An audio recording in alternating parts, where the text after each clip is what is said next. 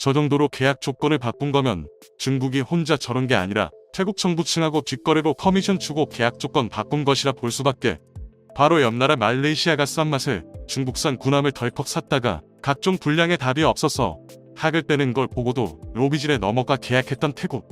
우리도 태국에 팔면 안 된다. 태국과 중국은 함께 군사훈련을 하는 사이다. 우리 무기 기술이 유출될 가능성이 있으니 태국의 무기 판매는 금지해야. 전 국민이 코로나로 매우 큰 상실감에 빠진 시기에 태국 정부는 국민의 삶보다 잠수함 구매에 더 열중하고 있다. 이 같은 발언은 지난 2020년 태국 방콕에서 반정부 시위가 열렸을 당시 울분에 찬 태국 시민들로부터 쏟아져 나왔던 발언이었는데요. 이는 당시 태국 정부가 코로나 사태로 인해 자국의 경제가 매우 심각하게 어려워진 가운데서 무려 8,500억 원 규모의 중국산 잠수함 2척을 구매한다는 것에 대한 비판이었습니다. 그런데 사실 이 시위의 진정한 원인이 된 것은 정부가 국가적 위기 상황에서 값비싼 잠수함을 구매했다는 것이 아닌 태국 정부와 중국 정부 사이에서 벌어진 역대급 부실계약 사건이 터져버렸기 때문이었는데요. 실제로 당시 태국 현지 언론들과 시민들은 태국 정부가 결정한 중국산 잠수함 도입 과정에서 수많은 비리와 위법 행위를 저질렀다고 비판했습니다. 뿐만 아니라 이 과정에서 본래 태국 정부가 도입을 추진해왔던 잠수함은 중국산 잠수함이 아닌 한국산 잠수함이었다는 충격적인 진실까지 드러나게 되면서 그 논란은 더욱더 거침없이 커져만 갔는데요. 이에 당연하게도 태국 시민들은 최고의 성능이 입증된 한국산 잠수함을 포기하고 도대체 왜 전 세계적으로 검증조차 되지 않은 중국산 잠수함을 계약하게 됐는지에 대해 반정부 시위로까지 번지며 따져 묻게 된 것이었죠. 그런데 최근 엎친 데 덮친 격으로 중국이 태국에게 판매하려던 잠수함의 또 다른 충격적인 실체가 드러나게 되면서 태국 국민들의 분노가 극에 달하고 있는 상황인데요.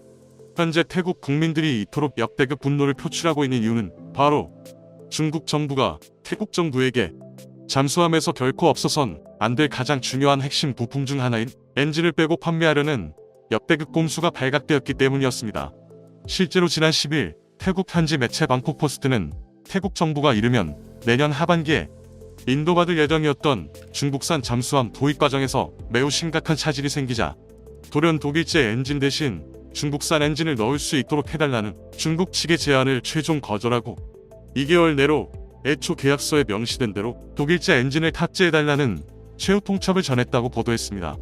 또한 이에 따라 2달 내에 독일제 엔진 탑재 문제가 해결되지 않을 경우 자국 내 국민들의 정서를 고려해 최종 계약 해지 상황도 발생할 수 있다는 현지 매체의 보도가 쏟아지자 최근 몇 년 사이 급속도로 거리를 좁혀오던 중국과 태국의 관계가 급격하게 냉각되고 있다는 분석이 속출하고 있습니다. 특히 지난 9일 더욱 악화일로를 걷기 시작한 자국 내 여론을 진정시키기 위해 중국 잠수함 수출업체인 중국선 박중공국제 무역공사 초코우씨의 최고 관계자와 면담을 추진했던 타롱삭 시리사 태군 참모총장이 현재 중국산 엔진은 전 세계 어느 나라 잠수함에서도 탑재돼 사용되지 않고 있는 만큼 안전성을 확신할 수 없다 라는 폭탄 발언을 쏟아내자 오히려 중국은 해당 발언이 중국 방산업계에 대한 모독이라며 극도의 분노를 표출해 양국의 관계는 더욱 최악으로 치닫고 있는 상황인데요. 그런데 애당초 전 세계적으로 검증이 완료된 한국산 무기를 거절하고 이처럼 문제가 많은 중국산 무기들을 선택한 결과 최악의 상황을 겪고 있는 태국을 본 필리핀에서 돌연 한국 방산업계에 역대급 러브콜을 보낸 사실이 전해지며 엄청난 화제가 되고 있는데요. 그렇다면 그동안 태국에서 무슨 일이 있었고 중국이 또 어떤 은응한 음모를 꾸렸기에 필리핀에서 이토록 한국에게 긴급 러브콜을 보내고 있는지에 대해 자세히 알아보겠습니다. 태국은 2000년대 들어서 주변국인 베트남과 말레이시아, 싱가포르 등이 잇따라 잠수함을 구매하는 것을 보고 초조함을 느껴왔는데요. 특히 2011년부터 시작된 캄보디아와의 국경 분쟁 같은 태국 정부의 잠수함 도입에 대한 의지를 더욱 강화시키는 결정적인 계기가 되었습니다. 결과적으로 태국에서도 76억 바트 약 2,800억 원을 마련해 잠수함을 도입하기로 계획을 세웠는데요. 문제는 잠수함이 전터부터 2,000톤급만 되어도 4천억 원에서 6천억 원을 훌쩍 넘겨버리는 매우 고가의 방산물품이었기 때문에 당시 자금 사정이 따뜻했던 태국 정부는 아쉬운 대로 중고 잠수함을 사기로 결정했습니다. 그리고 수소문 끝에 독일이 오랫동안 운영하다가 퇴역시킨 잠수함인 U206A를 찾아냈는데요. 그런데 해당 잠수함은 1973년부터 독일 해군이 쓰던 잠수함으로 무려 30년 가까이 쓰다가 퇴역시킨 거의 역사적 유물급에 해당하는 물건이었습니다. 물론 그럼에도 불구하고 아직 사용연한이 6타부터 7년 정도는 남아있어 연안 방어용 소형 잠수함으로서의 기능은 할 수 있었지만 크기가 고작 500톤에 불과해 자막 능력도 형편이 없고 여타 다른 잠수함들과 달리 어뢰발사관의 장전에 눈 8발의 어뢰가 무장의 전부일 정도로 너무나도 구식 잠수함이었습니다. 그러나 당시 찬밥 더운밥 가릴 상황이 되지 못했던 태국 정부는 이런 구식 잠수함 6척을 구입하기 위해 독일 정부와 무려 1년 가까이 협상을 진행했는데요. 하지만 이런 간절한 노력에도 불구하고 독일은 결국 판매를 거부했고 이내 다른 잠수함을 사는 것을 권고했습니다. 이때 당시 독일이 제안한 것은 한국의 209급 잠수함이었는데요. 태국 해군이 당초 구입을 추진했던 U206급 독일산 중보 잠수함은 사용연한이 6타부터 7년밖에 남지 않았지만 20년가량 작전에 투입된 209급 한국 중고 잠수함은 사용연한이 무려 15년이나 남아있었기 때문이었습니다. 게다가 한국이 보유한 209급 잠수함은 대한민국 최초의 잠수함으로서 장보고함이라고 불리는데 그동안 이 장보고함은 한국 해군의 역대급 운용 실력으로 인해 당초 알려져 왔던 성능보다도 더욱 압도적인 인정을 받으며 전 세계에 놀라움을 준 것으로 유명합니다. 실제로 대한민국이 운영한 국내 1호 장보고함은 무려 48만 킬로미터 무사고 기록을 달성했는데 이는 세계 잠수함 역사에서도 흔치 않은 기록이라는 대기록을 달성해낸 바 있죠. 또한 장보고함은 선체는 다소 작지만 낮은 소음과 우수한 성능으로 인해 각종 연합훈련에서 우리 해군의 압도적인 성적을 기록하는데 매우 큰 일조를 한 것으로 유명한데요. 많은 분들이 아시다시피 장보고함은 세계 최대의 국제해군 훈련인 림팩 2004에 처음으로 참가하여 황군 잠수함에 편성돼 청군 함대를 괴멸시키는데 압도적인 공을 세웠습니다. 당시 장보고함은 청군 기함인 미국 10만 톤급 핵항 모전 시스티니스와 일본 해상자의대 구축함 4척 등 30여 척을 내리 격침시키면서 전세계에 처음으로 그 압도적인 유용을 드러냈었죠. 더욱 놀라운 것은 당시 장보고함은 이런 엄청난 화력을 펼치는 동안 단 한 번도 탐지되지 않았다는 것이었는데요. 이러한 이유 때문에 독일은 태국에서 제대로 운영하기조차 힘든 U206급 잠수함을 사지 말고 한국이 보유하고 있는 209급 잠수함을 사라고 권고한 것이었죠. 이처럼 독일 측이 매우 합리적인 사유를 이유로 들자 결국 태국 해군 측도 한국이 운영하는 잠수함을 구매하는 방안에 대해 적극적인 검토에 나섰는데요. 실제로 당시 태국 해군은 해당 잠수함을 도입하기 위해 한국과 독일의 해군 장교를 파견해 잠수함 운영 교육을 받게 하는 매우 적극적인 행보를 보이기도 했죠. 다만 이 과정에서 태국은 한국산 209급 잠수함 2척을 도입할 구체적인 계획을 세우면서 당초 예상보다 훨씬 늘어난 예산인 400억 바트, 한화로 약 1조 4천억 원에 달하는 금액이 필요해졌습니다. 이에 당시 태국 국방부는 한국 잠수함 구매 계약 추진이 매우 합리적이라는 것은 말지만 기존에 생각해왔던 것보다 한국 잠수함은 가격이 비싸기 때문에 정부가 해군의 구매 계획을 불허할 수 있을 것이라고 다소 회의적인 시각을 내비치기도 했는데요. 그럼에도 이후 한국산 잠수함은 태국이 선택할 수 있는 가장 최선의 잠수함으로서 도입이 매우 긍정적으로 검토되고 있었습니다. 그런데 2014년 5월 태국은 돌이킬 수 없는 최악의 선택을 해버리고야 마는데요. 당시 미국 등 서방과의 관계가 좋지 않았던 태국 육군사령관인 프라웃 파노차가 쿠데타로 권력을 잡게 되면서 상황이 묘하게 흘러가기 시작한 것이었습니다. 결정적으로 서방 측과 거리를 두기 시작한 태국의 상황을 유심히 지켜보던 중국은 당시 태국에게 거부하기 힘든 매우 파격적인 제안을 던지며 급격하게 거리를 좁혀왔는데요. 중국은 그간 태국이 원해왔던 잠수함 3척을 무려 2척 가격에 주겠다며 인심을 썼고 심지어 이 중 한 척은 중국이 주는 공파 선물이라는 역대급을 팔아버린 것이었습니다.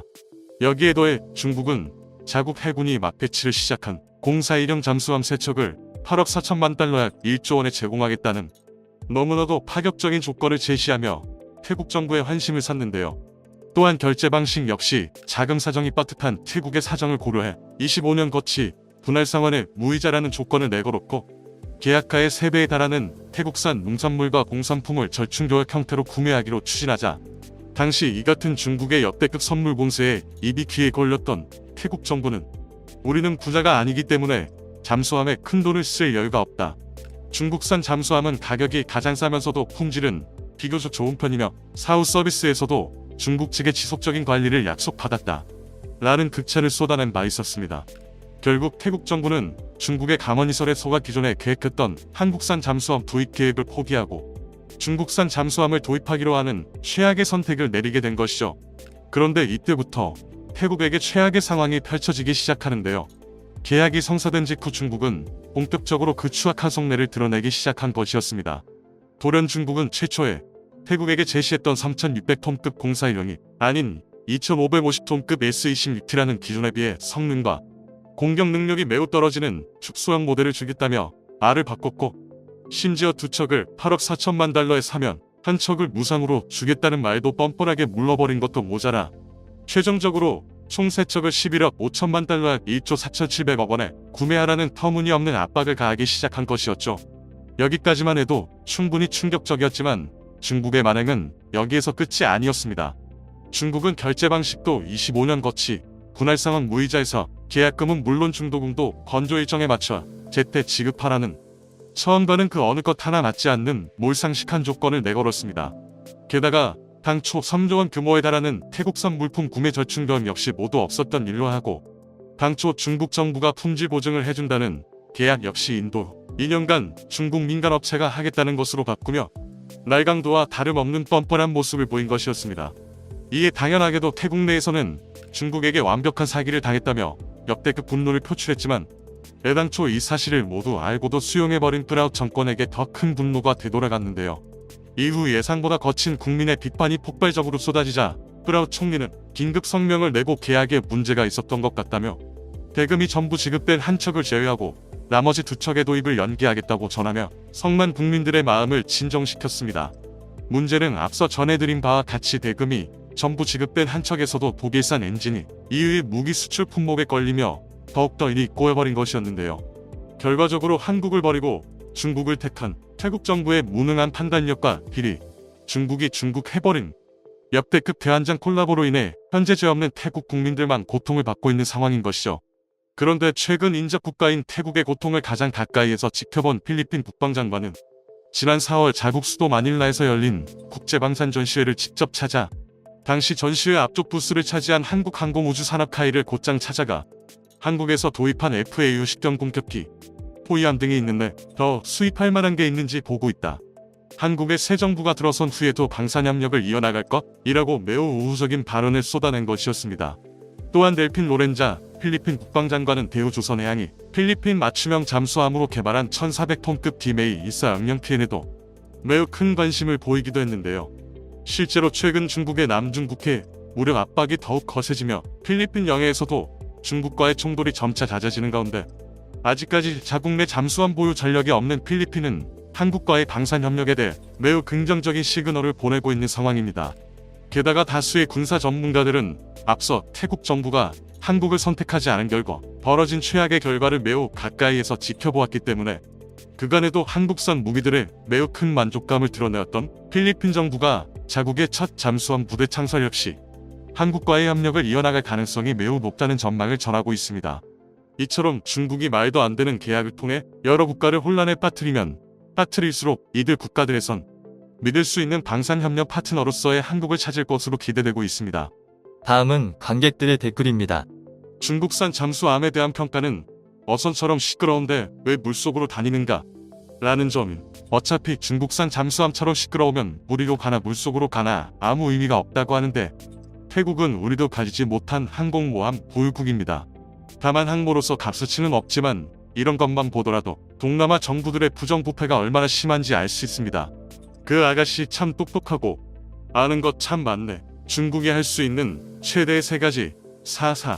내가 중국에서 20여 년 살아보고 내린 결론. 중국 사람들은 결코 상대방을 믿지 않는다. 정부도 국민을 믿지 않고 국민 역사 정부를 믿지 않고 다만 벌금의 두려움과 야진이라는 예치금으로 유지되고 있는 나라였다. 태국은 우리나라 잠수함을 샀다 치자. 그 다음엔 중국에 나중에 우리 잠수함을 넘기고도 남을 나라다. 고로 태국엔 절대 팔지 말길. 이 시국에 지금 유튜버님, 요즘 유튜브에 AI를 사용하여 해설을 하는 영상이 많이 늘어나고 있네요. 이 시국에 지금 유튜버님은 생생한 목소리 같은데 주인공이 가끔씩 나오셔서 해설을 하는 모습을 본다면 구독수 늘리는데 많은 도움이 될 것 같아요. 영상 잘 시청했습니다. 싼값을 구입하면 저 정도는 각오해야 하지 않나? 중국의 기술을 믿다니 온통 짜가가 중국산인데 문제는 현재 모든 원자재 가격이 오르고 있어 기존의 수주 금액으로 계약했다가는 손실만 안게 된다는 점이다. LNG 선박 수주를 각국으로부터 가장 많이 받은 한국이지만 현재는 원자재 상승으로 그 많은 수주에 오히려 독주를 마시는 상황이 되었다. 잠수함을 도입하는 척하며 해군 장교를 파견해 운용 교육을 받고 뒤통수를 쳤다고. 인니랑 별반 차이 없구나 얘네도.